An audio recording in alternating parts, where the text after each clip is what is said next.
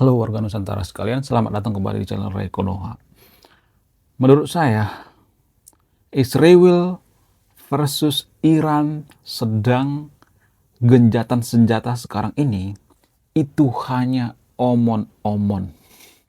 Ya, itu tidak beneran genjatan senjata, guys. Ibarat petinju, mereka hanya istirahat sebentar.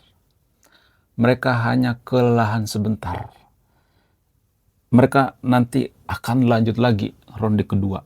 Ya, baru juga ronde pertama. Karena apa? Karena gini guys, kalau misalnya Trump mengatakan ya mereka beneran gencatan senjata selamanya, jangan dipercaya guys. Karena omongan daripada Trump itu ada pelin-pelannya juga kayak kemarin. Ya, kemarin dia mengatakan nanti tunggu 2 minggu lagi keputusannya, apakah saya bergabung dengan Israel atau tidak, apakah saya akan membombardir Iran atau tidak. Tapi selang cuma beberapa hari ya, cuma 2 hari langsung tuh ya Iran dibombardir. Jadi Trump juga kadang ini ya fleksibel orangnya, ada pelin-pelannya juga.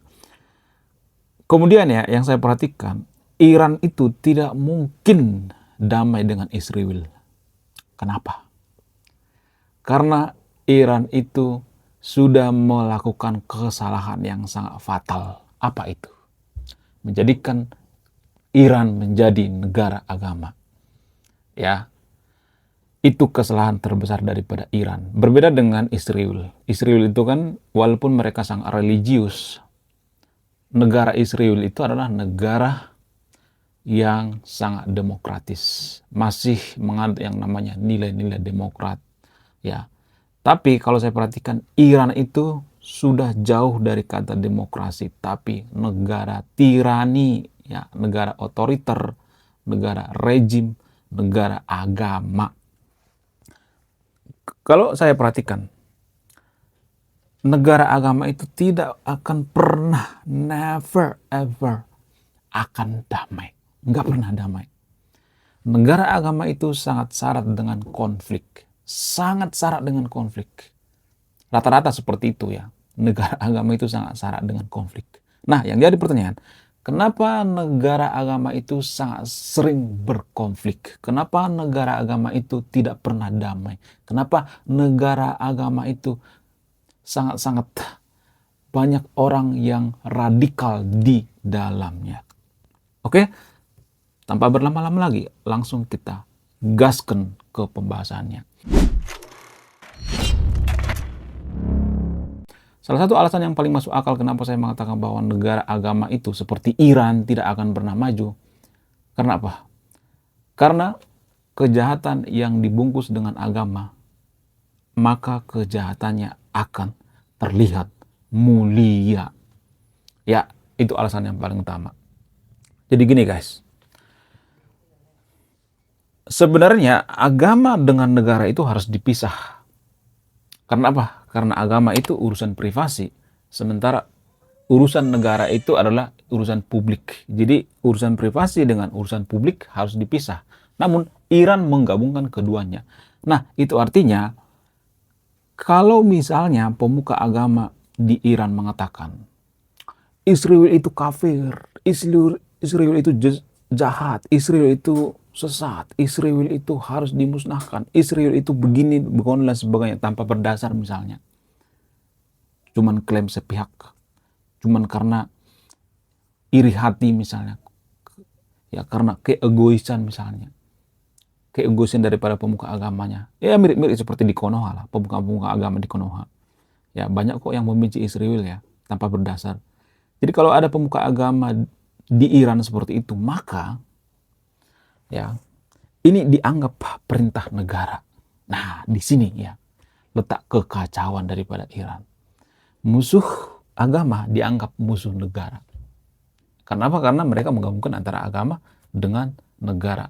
Ini sebuah malapetaka yang tidak ada habis-habisnya. Makanya Iran sangat benci dengan Israel.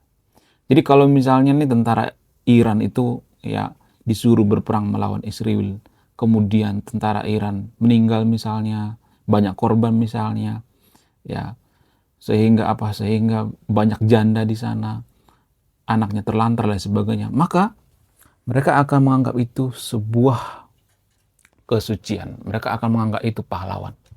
Padahal itu terjadi karena apa? Karena egoisme daripada pemuka agamanya, egoisme daripada pemimpinnya. Jadi korban-korbannya itu masyarakat, korbannya itu tentaranya. Ya, mereka nggak tahu menahu apa permasalahannya, tapi banyak korban. Jadi kejahatan yang dibalut dengan agama maka akan terlihat mulia, seperti yang terjadi di Iran, guys. Kemudian apa alasan selanjutnya? Alasan selanjutnya karena di negara agama itu mereka menganggap yang beda agama itu musuh. Biasanya seperti itu. Mereka tidak menerima perbedaan. Tidak mau menerima perbedaan. Mereka nggak ngerti apa itu toleransi. Nggak ngerti. Karena apa? Karena mereka nggak cocok diajak bernegara. Orang yang toleransi itu adalah orang yang dewasa, yang bisa diajak bernegara. Jadi kalau saya perhatikan, Iran itu tidak cocok diajak untuk bernegara. Sehingga ya, kalau agama mengatakan bahwa ya yang beda agama itu musuh, yang beda agama itu kafir, yang beda agama itu harus dimusnahkan dan sebagainya, maka sedikit saja dipancing ya. Mirip seperti bensin ya.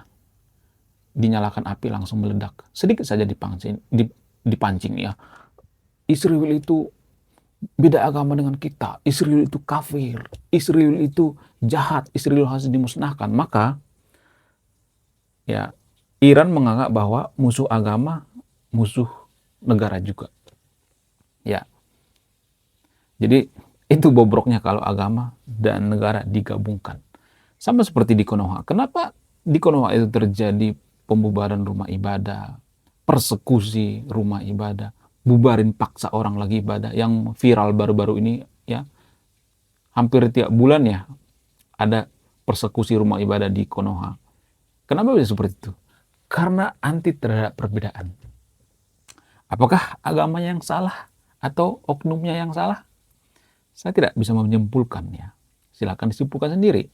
Karena apa? Karena justru dalam agama tertentu di Konoha dan di Iran ya ada ujaran kebencian terhadap yang beda agama. Saya ya tidak menyimpulkannya, tapi ada kemungkinan seperti itu. Dugaannya ada kemungkinan seperti itu. Bahwa agama juga ikut andil mengkompor-kompori, memanas-manasi yang beda agama. Karena apa? Karena ada dalilnya. Saya tidak bisa menyebutkan dalilnya di sini. Karena apa? Karena warga Konoha itu anti kritik. Dikit-dikit laporkan. Dikit-dikit penistaan agama. Ya. Dikit-dikit sesat. Kalau kita tidak sepandangan dengan mereka, maka kita akan dianggap sesat. Dikit-dikit kafir. Jadi saya tidak menyebutkan ayatnya di sini. Ya. Coba ya di antara sahabat yang terpilih ini punya HP kan, punya Google kan. Ketik aja di Google ya ayat-ayat ya ayat-ayat kitab suci yang membenci beda agama, kemudian yang tidak bisa berteman dengan yang beda agama, kebencian terhadap Israel dan sebagainya. Ada banyak itu kebencian-kebencian. Jadi saya sangat berat hati mengatakan bahwa ini bukan oknum. Karena apa? Karena ada dalilnya. Kecuali nggak ada dalilnya, tapi ada pelakunya, berarti ini oknum. Ya. Masalahnya oknum juga banyak banget guys. Cuman kita aja yang ngeyel gitu. Oh itu oknum, oknum enggak. Oknumnya rame-rame. Nggak mungkin rame-rame kalau oknum. Seperti yang terjadi kemarin di Sukabumi. Ya. Itu rame-rame guys, bukan sendirian. Kalau sendirian itu oknum ya. Ini rame-rame. Seperti orang lagi demo guys. Berjamaah. Berjamaah itu nggak pernah yang namanya oknum. Enggak. Itu rame-rame. Kemudian ya, kalau saya perhatikan, di negara agama itu banyak orang yang salah menafsirkan. Ya, ada dua versi ya. Ada orang yang salah menafsirkan kitab ayat suci, ya, tentang ayat-ayat yang menyuruh untuk perangi, ya, untuk berjihad dan lain sebagainya. Ya karena berjihad itu kan nggak selamanya buruk ya sebenarnya. Ada berjihad untuk diri sendiri ya, keras untuk diri sendiri. Ya, berjihad untuk diri sendiri itu artinya introspeksi diri, tidak mengkafirkan pikiran orang lain. Lebih ya berjihad pada diri sendiri. Artinya lebih ya menekankan pada diri sendiri, bukan menyalahkan orang lain, menyalahkan pihak ketiga. Jadi saya melihat ya, di Iran banyak pemuka agama di sana yang menafsirkan kitab suci itu seenak udel dan tergantung egois mereka. Karena gini guys, ya ini yang sering saya katakan di video saya sebelumnya, tapi banyak orang yang mengatakan bahwa saya itu anti agama, anti kitab suci dan lain sebagainya. Enggak. Saya membenci agama kalau agama itu ya menyuruh orang lain untuk membenci agama orang lain. Saya membenci agama kalau ada ayat-ayat kebencian. Saya membenci agama ya kalau agama itu bikin kita semakin intoleransi. Itu yang saya benci, bukan membenci agama yang melakukan kebaikan, enggak seperti itu ya. Jangan ini ya, jangan disamaratakan. Saya membenci agama kalau agama itu yang menyarankan ya untuk membenci agama lain. Karena gini guys, karena dalam agama tertentu di Konoha dan di Iran itu, ya agama di Iran itu ada ayat-ayatnya juga. Jadi sangat mudah dipelintir ya, ada ayat-ayat peperangan dan ini yang dimanfaatkan untuk memerangi Israel, memerangi yang beda agama. Ini yang dimanfaatkan oleh pemuka agama sehingga terjadi konflik terus-menerus. Apakah agama terlibat dalam masalah ini? Ya di konflik yang ada di Iran dengan Israel ini menurut saya itu ada ya keterlibatan daripada agama. Karena apa? Karena ada dalilnya, ada ayatnya. Kecuali nggak ada ayatnya, kecuali di dalam ayat kitab suci mereka itu tentang kebaikan-kebaikan semuanya. Nggak ada yang namanya untuk memerangi, ya. Kemudian nggak ada untuk membenci misalnya. Saya tidak menyalahkan kitab sucinya. Masalahnya kan ini ada guys, ada dalilnya ada. Saya tidak bisa menyebutkan dalilnya di sini, ya. Karena warga Konoha itu dikit-dikit penistaan, dikit-dikit laporkan. Ya. Mungkin yang tersahabat yang terus ini ngerti apa yang saya maksud ya. Jadi pemuka-pemuka agama di Iran itu bisa aja menafsirkan ayat itu sesuai dengan keinginan mereka. Ya. Jadi kalau kita perhatikan ya, agama tertentu di Konoha dan agama yang ada di Iran itu, kalau pemuka agamanya jahat, maka dia akan mencari penafsiran-penafsiran yang jahat. Karena dalam kitab suci itu ada kok ya ayat-ayat perang. Ya, jangan menutup mata, guys. Jangan selalu mengalahkan orang lain. Oh, ini mah karena antek-antek. Oh, Israel. Oh, kamu menjelek-jelekkan agama tertentu. Enggak, saya enggak menjelekkan. Saya benci agama tertentu. Kalau agama itu ya mengajak untuk memerangi agama lain, memerangi orang lain, memerangi suku lain, itu kan nggak bagus guys. Itu nggak bagus, sungguh tidak bagus ya. Kemudian ya, kenapa negara agama itu seperti Iran tidak pernah damai, akan terlalu konflik terus? Kenapa? Karena ya kalau saya perhatikan, radikalisme itu muncul justru karena apa? Karena ada ayat-ayat dalam kitab suci. Kalau misalnya ada yang mengatakan, oh itu hanya oknum, oh itu bukan dari agama kita, oh itu salah menafsirkan dan lain sebagainya. Nah, yang jadi permasalahan, kenapa ayatnya ada? Kenapa ada ayat untuk memerangi, ya, membenci dan lain sebagainya? Ini ya yang diimani oleh orang-orang yang radikalisme. Mohon maaf ya, sengaja saya bikin channel. Karena apa? Karena hal seperti ini sangat sensitif dan bisa aja video ini di-banned sama YouTube. Ya. Orang yang radikalisme ini acuannya apa? Kitab suci, ayat-ayat. Itu acuan mereka. Apakah kita hanya menyalahkan orang yang radikalisme ini? Enggak. Apakah kitab sucinya terlibat? Terlibat. Kalau boleh jujur. Kenapa ayat-ayat itu ada gitu? Itu kan jadi dimanfaatkan orang-orang tertentu. Ya karena misalnya nih ya, kan perekrutan daripada orang-orang yang radikal itu biasanya mereka merekrut seseorang itu berdasarkan isi kitab suci kan. Nah, misalnya nih ketemu sama orang ya. Jadi cara mencuci otak itu seperti ini guys ya. Ya. Lu mau nggak negara kita itu bersih dari kafir ya? Lu mau nggak negara kita itu semuanya gratis ya? Dikasih makan, pendidikan, kesehatan dan sebagainya. Pokoknya ya janjikan angin-angin surga. Siapa yang nggak mau ya kan? Ya pasti mau loh. Nah, kalau lu mau, lu harus memerangi kafir. Lu harus memerangi yang beda agama. Kalau misalnya ada yang jawab, masa sih memerangi agama itu kan mengajarkan kebaikan? Loh, ini ada ayatnya. Ini ada ayatnya. Ini ada dalilnya, ditunjukin dalilnya. Ternyata ada dalilnya di kitab suci. Perangilah yang beda agama dan sebagainya. Jadi begitu teknik pencucian otak seseorang itu jadi radikalisme. Jadi Anda yang nonton video ini beruntung ya. Anda bisa lepas dari yang namanya pencucian otak. Ya, kalau boleh jujur ya, jujur sejujurnya. Jujur dari hati saya yang paling dalam. Saya tidak berpihak pada agama tertentu ya. Saya melihat bahwa agama itu semacam tradisi masa lampau. Semacam budaya masa lalu. Dan menurut antropologi, agama itu ciptaan manusia, bukan ciptaan Tuhan. Kalau Tuhan menciptakan agama, tidak mungkin dalam agama tertentu itu ada ayat-ayat kebencian, ayat memerangi, dan lain sebagainya. Saya tidak membela agama tertentu ya. Dalam kitab suci agama Kristen, perjanjian lama juga ada kisah-kisah perang kok. Ya. Agama Kristen ada kok, saya harus mengaku itu. Karena saya dulu rajin membaca. Ya, bolak-balik saya baca. Kitab suci agama yang ada di Konoha itu semua saya baca. Kitab suci agama Kristen saya baca, kitab suci agama Muslim saya baca, agama Buddha saya baca, agama Hindu saya baca. Jadi dalam agama Kristen pun perjanjian lama ada kok kisah-kisah perang. Cuman di perjanjian baru ya agak dikurangi ya kisah-kisah perangnya.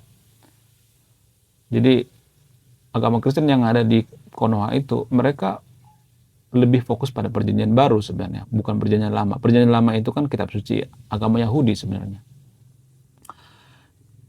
Jadi gini guys ya, saya tidak membela agama tertentu ya, nggak membela. Karena agama Hindu juga ada kok perang ya, perang dalam kitab suci mereka ada juga ya kisah perang juga. Kalau nggak salah itu perang Ramayana atau perang apa itu namanya. Pokoknya ada lah perang itu dulu. Ya, kalau ada yang mengatakan oh itu perang tujuannya kan untuk kebaikan dan sebagainya. Tapi gini guys, menurut saya agama itu ciptaan manusia dan saya ngambil referensi dari sudut pandang antropologi ya. Itu ciptaan manusia guys. Karena gini ya, keimanan itu nggak bisa ditakar. Kalau misalnya ada yang mengatakan ya, saya beriman pada agama tertentu misalnya, saya beriman pada Tuhan ini, Tuhan itu dan sebagainya. Apakah itu bisa ditakar? Nggak bisa. Nggak bisa guys. Kalau misalnya ada yang mengatakan, saya ketemu malaikat tadi malam di atas gunung misalnya. Apakah ini bisa ditakar? Nggak bisa. Apakah ini bisa dikonfirmasi? Nggak bisa. Karena agama itu bersifat subjektif, bukan objektif. Sehingga berkali-kali saya mengatakan, agama itu tidak boleh dibawa ke ranah negara. Negara itu nggak boleh mengurusin agama. Itulah alasannya kenapa kalau kita perhatikan, negara yang terlalu mengurusi agama itu nggak akan maju. Karena apa? Karena mereka mengurusi hal yang subjektif, bukan yang objektif. Negara itu harusnya mengurusi hal yang objektif, yang rasional, ya seperti misalnya bagaimana meningkatkan pendidikan, kesejahteraan masyarakat, ekonomi, ya bagaimana supaya berkembang, teknologi dan lain sebagainya. Bukan malah mengurusi masalah privasi, ya masalah subjektif seperti agama yang tidak bisa ditakar, yang tidak bisa diukur misalnya apakah seseorang itu beriman atau tidak. Ya, cuman kalau saya mengatakan seperti ini, warga Konoha banyak yang mengatakan saya memuji agama. Enggak, sejujurnya saya nggak memuji agama. Justru kalau kita perhatikan, negara ateis itu adalah negara yang paling religius ya, secara esensi ya, bukan secara simbol ya, karena warga Konoha itu kan beragama secara simbol ya. Coba kita perhatikan, kalau kita perhatikan misalnya negara-negara di Skandinavia misalnya, mereka tidak peduli dengan agama. Tapi mereka lebih maju guys. Sampah ya, tidak ada yang berserakan. Sungai bersih ya. Mereka cinta dengan binatang, peliharaan. Kemudian mereka menghargai hak-hak wanita. Jarang terjadi konflik di sana, tidak ada ya pembubaran rumah ibadah, nggak ada persekusi rumah ibadah, korupsi sedikit. Justru mereka ya negara yang paling agamis. Jadi di Konoha itu kebalik-balik guys. Orang yang agamis di Konoha itu adalah orang yang memakai simbol-simbol agama, yang memakai peci, memakai sorban, ya, yang memakai baju ke Arab-Araban, itu yang dianggap orang yang soleh gitu, soleha, orang yang beragama. Padahal bukan itu. Agama itu maksudnya ke esensi, ya, ke inti daripada agama itu kan kebaikan, kejujuran, kebersihan. Jadi kalau inti kebaikan, kejujuran, kebersihan itu inti daripada agama, maka ya justru negara-negara yang ateis itu adalah negara-negara yang paling religius. Kemudian yang saya perhatikan ya, kenapa negara agama itu selalu konflik seperti Iran misalnya? Karena agama dengan kemanusiaan itu dua hal yang berbeda, nggak bisa digabung, ya. Kadang kita berpikir bahwa agama itu bagian daripada kemanusiaan, enggak.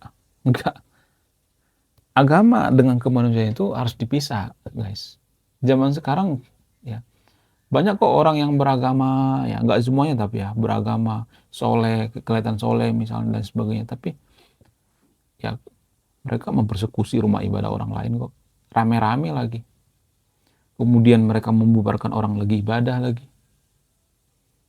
Jadi itu kemanusiaannya di mana coba? Dulu saya melihat ya, sejujurnya, orang yang beragama itu justru tidak punya kemanusiaan. Jadi gini guys, simpelnya gini, logikanya gini.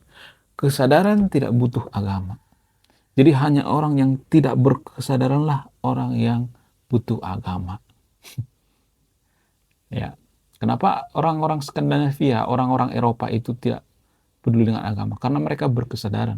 Kenapa warga Konoha butuh agama? Karena warga Konoha itu tidak berkesadaran. Dan ditambah ya tradisi agama tertentu di Konoha mengajarkan tentang kebencian-kebencian, ya, keburukan-keburukan, maka lengkap sudah terjadilah Konoha seperti sekarang ini. Tapi disclaimer on ya, tidak mengatakan bahwa semua yang ada di kitab suci agama tertentu di Konoha itu buruk, enggak. Ada juga yang baik. Cuman ya, saya melihatnya orang-orang lebih fokus ke ayat-ayat tentang ya perangilah, bunuhlah, ayat-ayat seperti itu yang fokus ya, yang difokuskan oleh warga Konoha saya melihatnya. Makanya saya harus speak up ya. Dan ini bukan hal yang remeh-temeh guys. Ini hal yang sangat-sangat perlu ya, perlu kita sadari gitu. Saya tidak berpihak pada agama tertentu ya. Agama Kristen juga pernah dulu terpuruk guys pada zaman ya, pada zaman dark ages di Eropa. Eropa dulu pernah terpuruk karena agama. Ya, gereja mencengkram semuanya, mencengkram politik, mencengkram ekonomi, mencengkram semua hal dicengkram oleh gereja. Dan gereja saat itu sewenang-wenang dan tidak ada yang namanya kemajuan.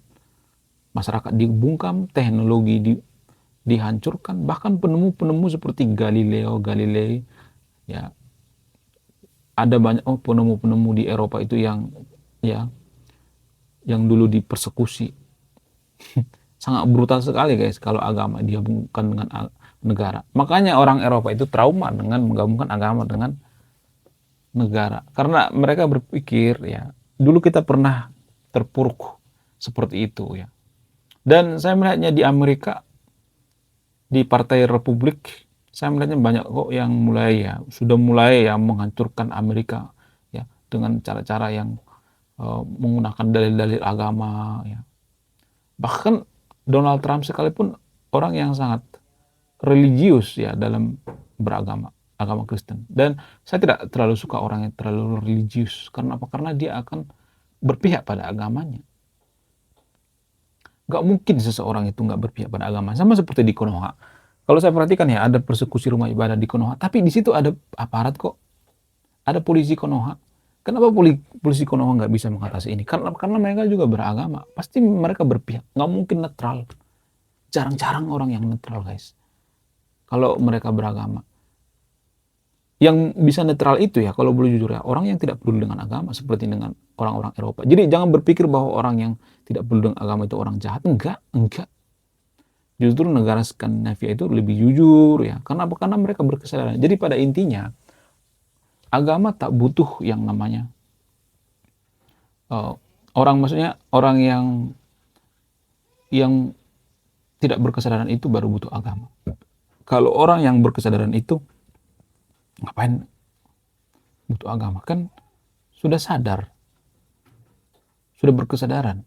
Jadi justru Konoha itu ya tidak berkesadaran, kemudian sangat simbolik, ya melihat sesuatu itu hanya ya keluar-luarnya aja, simbol-simbolnya aja. Ya. Jadi ini pelajaran penting bagi negara kita, guys. Ya, saya tidak berpihak pada agama tertentu ya. Ini pelajaran penting bagi negara kita. Negara kita itu nggak boleh ya, jangan coba-coba menggabungkan agama dengan negara. Saya melihat ya di Konoha sudah banyak orang yang berprinsip, yang berpikir bahwa agama dengan negara itu harus digabung. Jangan, nggak boleh, nggak boleh. Jangan mengulangi kesalahan di masa lampau. Agama itu urusan privasi, ya. Sementara negara urusan publik, bukan urusan privasi. Oke, sekian video ini. Terima kasih sudah menyimak. Ya, pesan moralnya adalah hanya orang yang tidak berkesadaran yang butuh agama. Orang yang sudah berkesadaran tidak butuh agama. Kesadaran tidak butuh agama. Saya Ray Konoha, salam petarung.